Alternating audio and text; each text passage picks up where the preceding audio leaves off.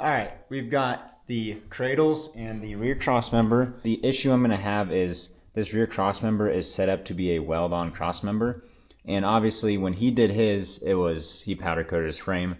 So in this instance, I think I'm going to have to weld a plate in here and then drill holes so I can mount this to the frame. Not a big deal there. I'm not ready for that part anyway. The cradle though, this thing is freaking, it is big. Obviously Tersh Customs is doing this. Go here, his logo here, which is really nice. The cross member, his logo is on the bottom of it, and then it's on the back of the cross member. But what we're gonna do is we're gonna jack this up and get it positioned underneath the truck, and then see if we can get these bolt holes drilled out. I think it's 1/4 inch, maybe 3/16 steel. Either way, it's got some weight to it. So we are going to try and do this ourselves with a jack.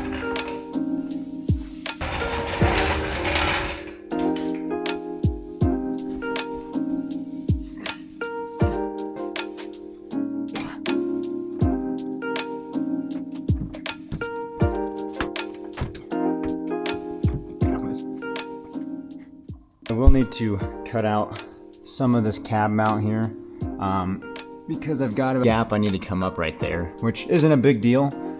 Everything still should work out, so that's not a huge deal there. I can just cut that out with the plasma cutter real quick, or a grinder, whatever is easier.